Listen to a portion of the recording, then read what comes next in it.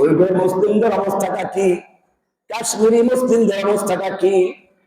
এত জুলুম অত্যাচারের মধ্যে যে তারা ইসলামকে ধরে রেখেছে, মুসলমান পরিচয়টুকু রেখেছে, এই জন্যই তাদের ধন্যবাদ জানাতে হবে, ঠিক কিনা? আমাদের ওলামাদের অবস্থাও সেরকম। তাদেরকে হত্যা করা হয়েছে, নির্বাসন দেওয়া হয়েছে, আন্দামান দ্বীপে পাঠানো হয়েছিল, আর তাদের উপরে অত্যাচার করা হয়েছিল। যদি সঠিকভাবে ইসলামী আকীদার দাওয়াত দাও, তোদেরকে হয়তো কবরে নয়তো পাকিস্তানে কোথায় পাঠাও, কবরে পাঠিয়ে দিব। কোথায় পাঠাবে? হয়তো কবরে, নয়তো নির্বাসনে, হয়তো কবরে, নয়তো জেলখানায়। ফেরাউন একই কথা বলেছিল, যদি আমাকে বাদ দিয়ে আর কোন আল্লাহ বানাও, তবে আকীদার মধ্যে তাওহীদের কোন জ্ঞান থাকে, খবরদার, লাআজালান্নাকা মিনাল মাসজুনিন, আমি সোজা তোদেরকে জেলে ঢুকিয়ে দিব। কে বলেছিল? বর্তমান ফেরাউনরা কি করে? বর্তমান ফেরাউনদের একই চরিত্র। যদি তাওহীদের দাওয়াত দেয়, এক আল্লাহর বিধান চলবে। তাওহীদ কি জিনিস ভালো করে বুঝে রাখো। তাওহীদের মূল কালিমা হচ্ছে লা ইলাহা ইল্লাল্লাহ। লা ইলাহা ইল্লাল্লাহ তো সবাই পড়ো, জানো তার অর্থটা কি? একটা পুরাতন বিল্ডিং এর রং করতে গেলে মানুষ প্রথমে পুরাতন রংটাকে ধুয়ে মুছে পরিষ্কার করে ঘষে মাজে, তারপরে নতুন রং করে, ঠিক কিনা? নাকি পুরানটার উপরে করে? কে জানে? পুরান ঢাকার বিল্ডিং গুলো তো পুরান করতে পারে। পুরাতন বিল্ডিং এ যদি রং করতে হয়, তাহলে পুরাতন রং ঘষে মেজে পরিষ্কার করতে হয়। ঠিক তেমনি ভাবে ইসলামের লা ইলাহা মানে হচ্ছে প্রথমে ঘষা মাজা। লা ইলাহা, নেই কোন ইলাহ, নেই কোন মাবুদ যার আনুগত্য করা যায়, যার পূজা করা যায়, ইবাদত করা যায়, এমন কোন মাবুদ নাই। নাই কোন খাজা বাবা, নাই কোন গাজা বাবা, নাই কোন লেংটা বাবা, নাই কোন দেবদেবী।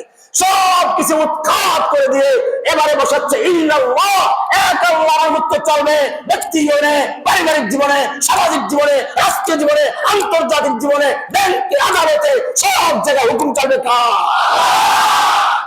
লা ইলাহা ইল্লাল্লাহর মানে হচ্ছে এটা। লা ইলাহা ইল্লাল্লাহ, লা ইলাহা, নেই কোন ইলাহ, লায়ে তরবারি দিয়ে তেবে লাদার, কতলে গায়রে হক বোরান, লার তলোয়ার দিয়ে সমস্ত গায়রুল্লাহর গর্দানটাকে উড়িয়ে দাও। অন্তরের ভিতরে সবগুলো খালি করো, ঘষে মেজে পরিষ্কার করো, কোন গায়রুল্লাহর জন্য স্থান না থাকে। এরপরে তুমি অন্তরে এক আল্লাহকে বিশ্বাস করে এক আল্লাহকে বসাও। লা ইলাহা ইল্লাল্লাহ, अब तो रहे बस्ता बने आखिर ज़रदे ज़ुबा ऐ मेरे इलाह। ला इलाहा इल्लल्लाह, ला इलाहा इल्लल्लाह, ला इलाहा इल्लल्लाह, तेरे सिवा माबूद हकीकी, तेरे सिवा माबूद हकीकी कोई नहीं है, कोई नहीं, तेरे सिवा मस्जूद हकीकी कोई नहीं है, कोई नहीं। अब तो रहे बस्ता दम आखिर ज़रद ज़बा ऐ मेरे इलाह। ला इलाहा इल्लल्लाह, ला इलाहा इल्लल्लाह, ला इलाहा इल्लल्लाह, ला इलाहा इल्लल्लाह, ला इलाहा इल्लल्लाह, ला इलाहा इल्लल्लाह, ला इलाहा। এক নাম্বার হচ্ছে তাওহীদ। এক নাম্বার কি? তাওহীদ।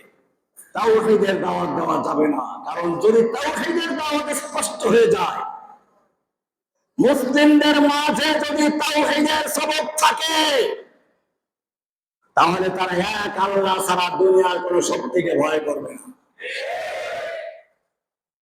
পারস্যের সম্রাটের বিরুদ্ধে যুদ্ধ হচ্ছে, একদিকে পারস্যের প্রধান সেনাপতি রুস্তম 3 লক্ষ সৈন্য নিয়ে মাঠে আছে, আর মুসলিমদের প্রধান সেনাপতি খালিদ বিন ওলীদ মাত্র 30,000 নিয়ে মাঠে আছে। তারপরও কাফেরদের মনে ভয় আছে। রাতের বেলায় রুস্তম গোয়েন্দাদেরকে পাঠালো, মুসলিমদের তাঁবুতে গিয়ে গোয়েন্দাগিরি করো, তাদের সৈন্য সংখ্যা কত। শক্তিগুলো কেমন, অস্ত্র শস্ত্র কেমন আছে, গোয়েন্দা রিপোর্ট তৈরি করো। রস্তমের গোয়েন্দারা মুসলমানদের তাবুতে গেল। ভোর রাতে মুসলমানরা কি করে? তাহাজ্জুদ করে। তাহাজ্জুদ, মুসলিমরা তাহাজ্জুদ করে কান্নাকাটি করছে, চোখে পানি ঝরিয়ে ঝরিয়ে কান্নাকাটি করছে। রস্তমের সৈনিকরা দেখলো, আরে মুসলমান সৈন্য কান্নাকাটি করে আমাদের ভয়তে কাঁদতেছে, এদের আবার কি যুদ্ধ করবে এদের বিরুদ্ধে। রস্তমকে গিয়ে বলল, রস্তম, মুসলমানদের সঙ্গে যুদ্ধ করার কোনো দরকারই হবে না, ওরা আমাদের ভয়তে সারা রাত কান্নাকাটি করছে। রস্তম চিন্তা করলো, ঠিক আছে তাহলে 1 লাখ সৈন্য নিয়ে নেবে, 3 লাখ দরকার নাই। 1 লক্ষ সৈন্য নিয়ে মাঠে অবতীর্ণ হলো। এবারে যেই সৈন্যদের সম্পর্কে, মুসলিম সেনাদের সম্পর্কে শুনেছিল ভয়ে কান্দে, এক একজন মুসলিম সেনা ওদের হাজার হাজার সৈন্যের ভিতরে ঢুকে গিয়ে লাশের স্তূপ করে দিচ্ছে। পূর্ণিমার চাঁদ যেরকম ভাবে কালো মেঘের ভিতরে ঢুকে যায়, সেরকম ভাবে এক একজন মুসলিম সেনা ওই কুফফারদের কালো সৈনিকদের মধ্যে ঢুকে যাচ্ছে, লাশ মারিয়ে দিচ্ছে। রস্তম বলল, থামো, যুদ্ধ থামো, বেড়াতে যাও।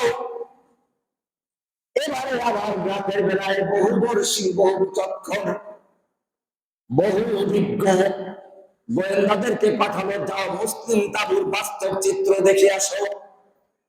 আজকে রাত্রে গোয়েন্দারা গিয়ে দেখে ঠিকই তো, রিপোর্ট তো ঠিক আছে, কান্দে। ভোর রাতে মুজাহিদিনরা কাঁদতেছে, ও মুসলমান। এবারে গোয়েন্দারা চিন্তা করলো, রিপোর্ট তো ঠিক আছে, কান্নাকাটি করে, এবারে কেন কান্নাকাটি করে রহস্যটা বের করা দরকার, আমাদের ভয় তারা অন্য কোনো কিছু। এইবারে তারা কান্নার ভাষা বোঝার চেষ্টা করলো। এইবারে তারা দেখলো যে হ্যাঁ ঠিকই কান্নাকাটি করে, কিন্তু মৃত্যুর জন্য নয়। তারা কান্নাকাটি করে আল্লাহর কাছে ফরিয়াদ করছে, রব্বুল আলামিন, আগামীকাল তোমার দুশমনদের বিরুদ্ধে যুদ্ধ হবে, লড়াই হবে, আমাকে শক্তি দাও, সাহস দাও, আমি যেন যুদ্ধ করতে করতে তোমার জন্য আমার জীবনটাকে বিলিয়ে দিতে পারি, আমার দেহ যেন টুকরো টুকরো হয়ে যায়, আমার লাশ যেন খুঁজে না পাওয়া যায়, আমাকে তুমি কিয়ামতের মাঠে শহীদের মর্যাদা দিয়ে উপরে উঠাবার তৌফিক দান করো। এবারে বুঝতে পারলো কান্নার আসল কারণ। এইবারে গিয়ে গোয়েন্দারা রস্তমকে বলল, রস্তম, মুসলিম সেনাদের বিরুদ্ধে যুদ্ধ করে বিজয় লাভ করার স্বপ্ন দেখো না। রস্তম জিজ্ঞেস করলো, কারণ কি? তাদের সৈন্য কি অনেক বেশি, আমাদের চেয়ে বেশি? বলে না, তাদের সৈন্য তো আমাদের চেয়ে অনেক কম। বলে তাহলে কি অস্ত্র বেশি? না, অস্ত্র কম। তাহলে কি ওদের গায়ে শক্তি বেশি? বলে না, ওরা তো রুটি খায় জীর্ণ শীর্ণ। রস্তম খেপে গেল, শক্তি আমাদের বেশি, অস্ত্র আমার বেশি, সৈন্য আমার বেশি, আমাকে ভয় দেখাচ্ছ কেন? রস্তমের গোয়েন্দারা বলল, রস্তম শুনে রেখো, হতে পারে তোমার অস্ত্র অনেক বেশি, সৈনিক অনেক বেশি, তোমার সৈনিকদের গায়ে শক্তিও অনেক বেশি, ঠিক আছে, কিন্তু জেনে রাখো তোমার সৈনিকদের কাছে সুন্দরী যুবতী, নারী আর মদের পেয়ালা যত বেশি প্রিয়, একজন মুসলিম সেনার কাছে আল্লাহর রাস্তায় জীবন দেওয়া তার চেয়ে বেশি প্রিয়।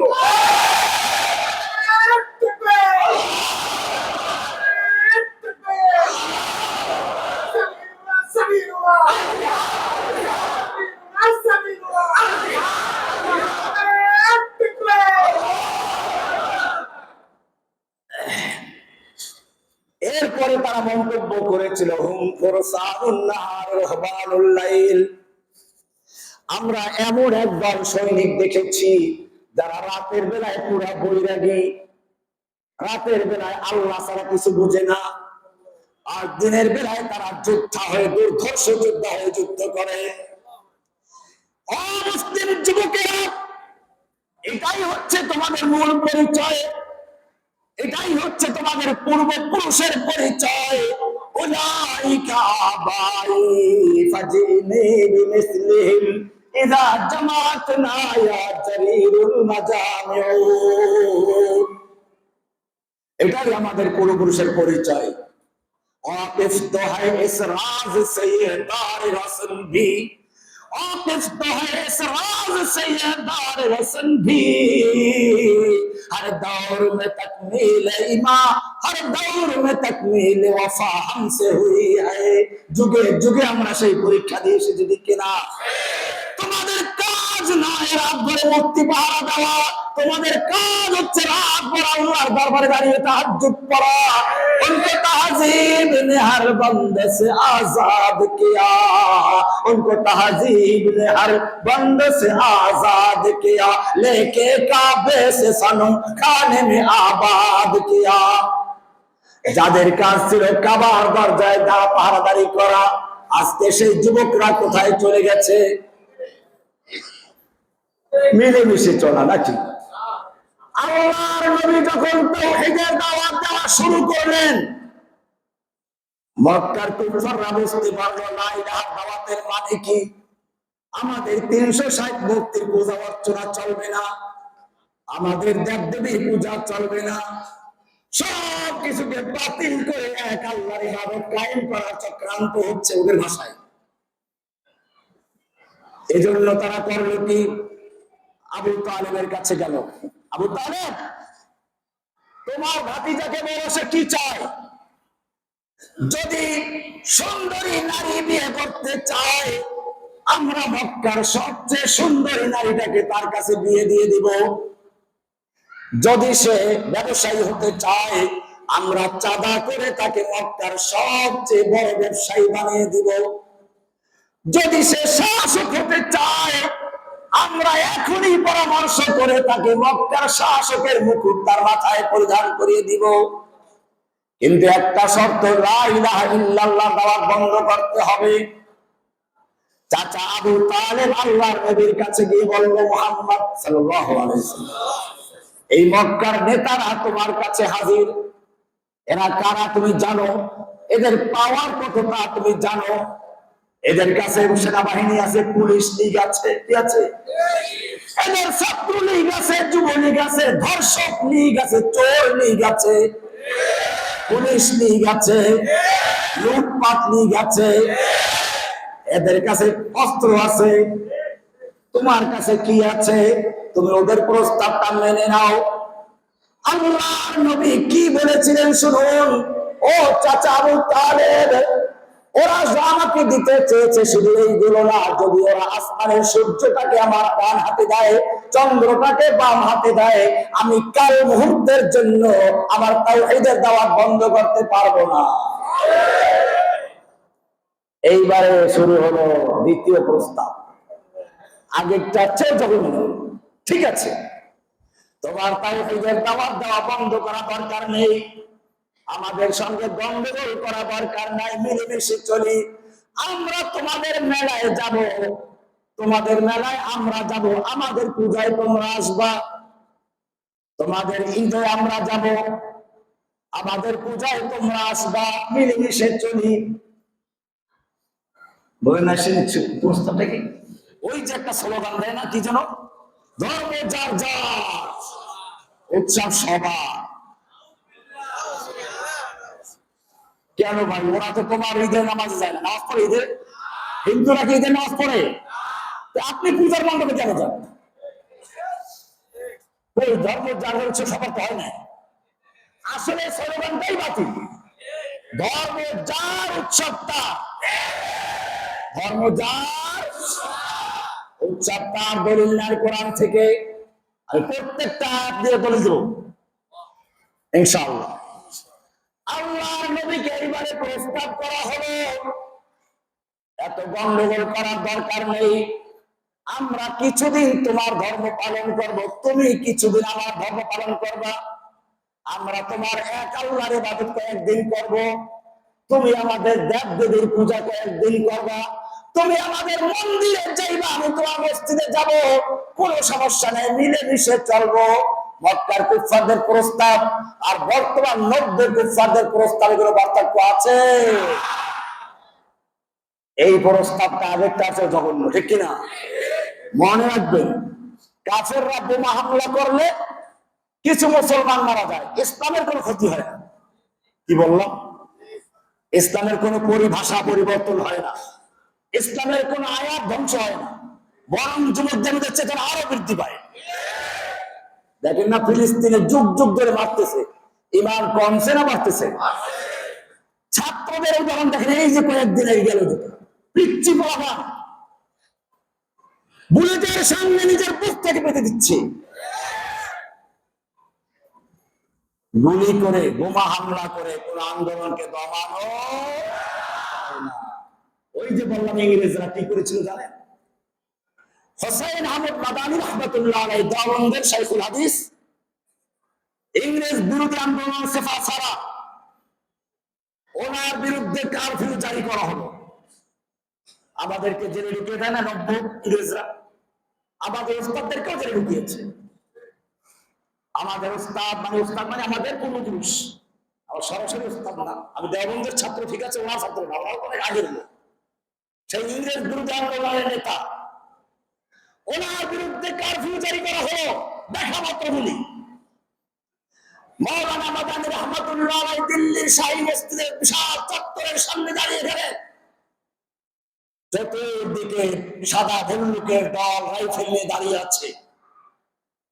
दानिए बगन मैंने सुना है कि ये सफेद सफेद कुत्तों ने ऐलान कर दिया है जो उनके खिलाफ नारा लगाएगा उनको गुली कर दिया जाएगा। तो गुली मैं मादानी हाजिर हो। আমি শুনেছি সাদা কুকুরের দল ঘোষণা দিয়েছে তাদের বিরুদ্ধে বক্তব্য দিলে তাকে গুলি করে দেওয়া হবে। আমি মাদানী হাজির হয়েছি, বুকের সহকারে তরগুলি। এই বলে তিনি তার শেরওয়ানির বুতাম খুলে দিয়েছিলেন। ওনার তরগুলির ধিক্কারে চমকানিতে দুশমনদের হাতের রাইফেল গুলো ঝরঝর করে পড়ে গিয়েছে। 2 ঘন্টা পর্যন্ত লেকচার দিল। শুরুটা কেমন শোনো? সাগামিরো গরবাজিরো মোশেরা দেবা কুনন্দ ইচনি আরকান দৌলত মুলকে রাফিরা কুনন্দ। কুকুর হলো বাদশাহ, প্রধানমন্ত্রী কুকুর। প্রধানমন্ত্রী কি?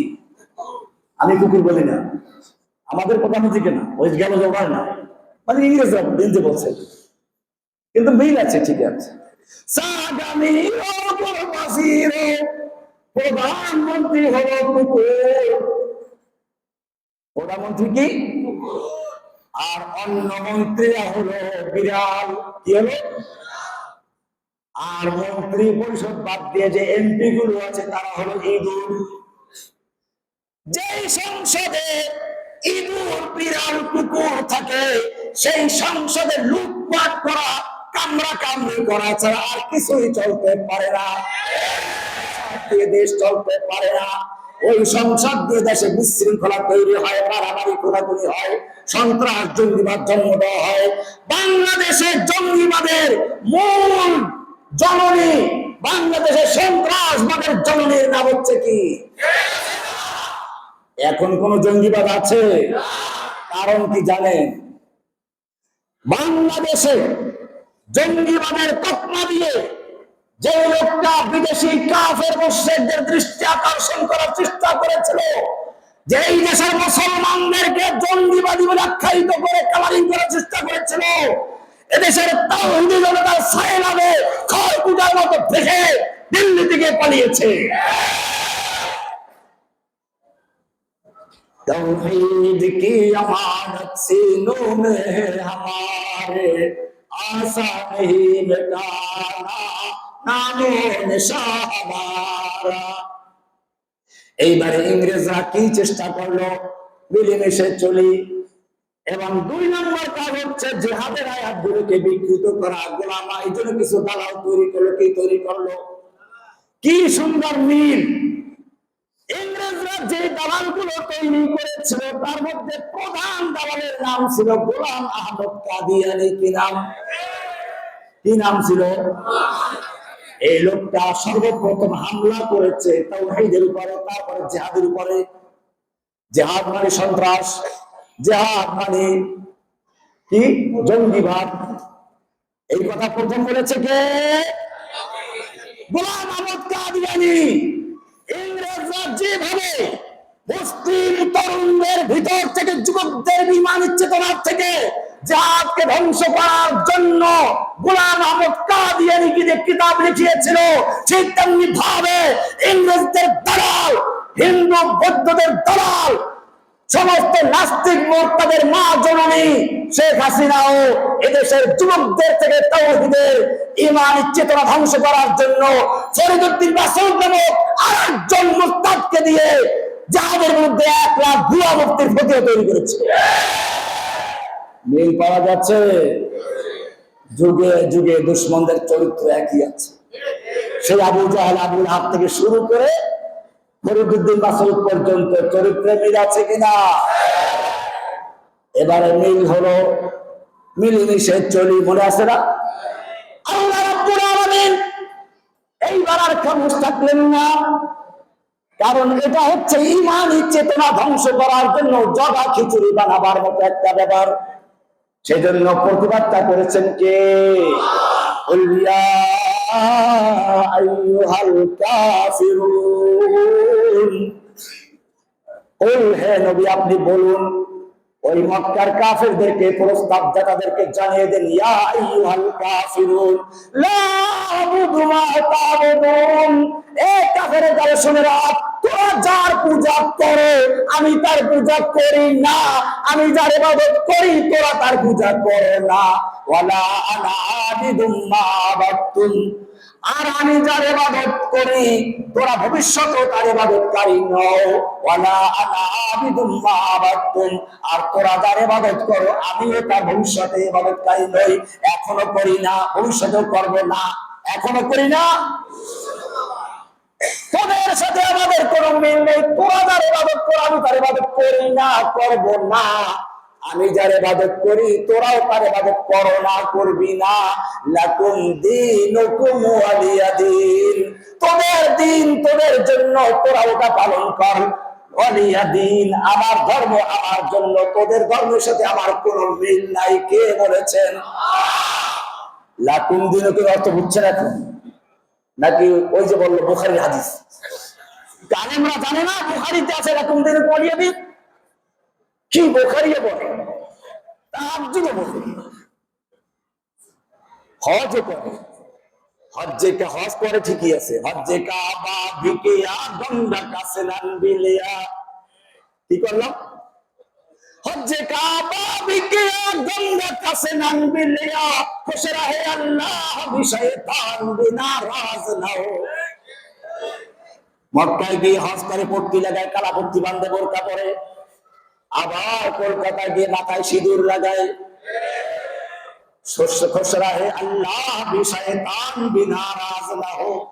আল্লাহ ওদের খুশি থাকে, শয়তান ওদের অসন্তুষ্ট না হয়, আল্লাহ খুশি থাকুক, শয়তান যেন খেপে না যায়।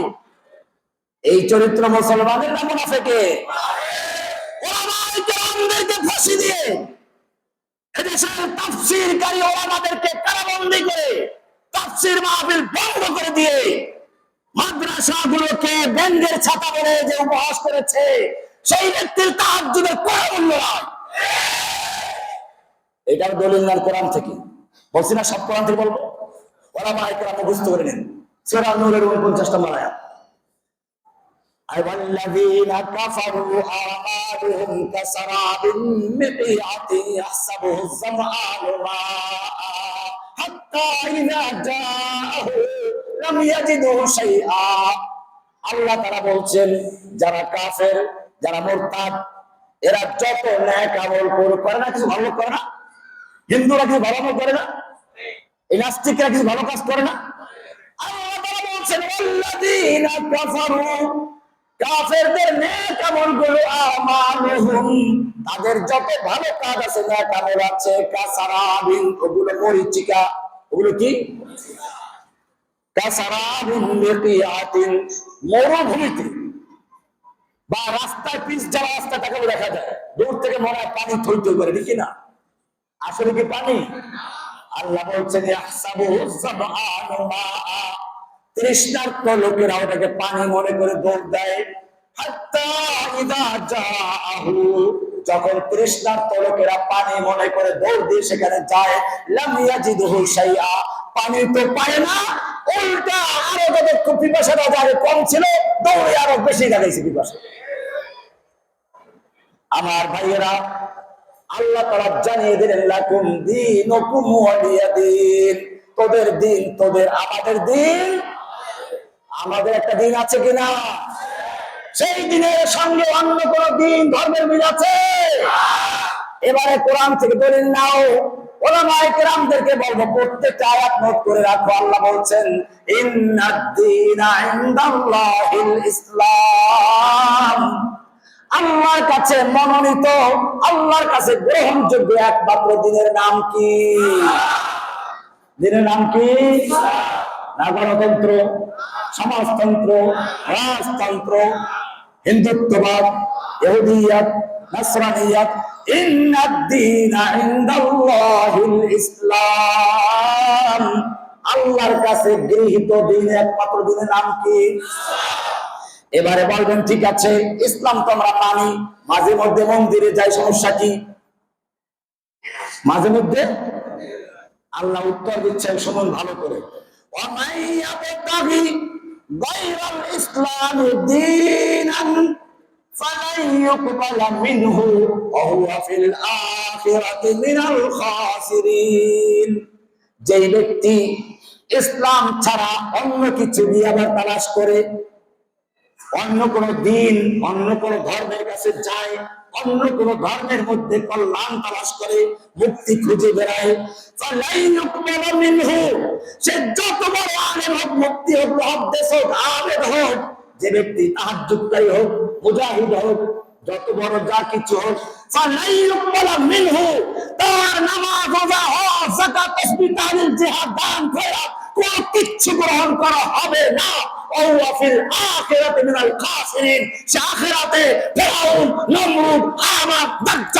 এবং সেই আবু জাহল, আবু লাহাবদের কাতারে উঠবে, মুসলিমদের কাতারে উঠতে পারবে না। কে বলেছেন? আর মন্দিরে যাইবেন, ওদের মন্দিরে ভাঙরূপ না, যা করবো আমরা ভাঙতেও যাবো না, পারতেও যাবো না, ভাঙতেও যাবো না।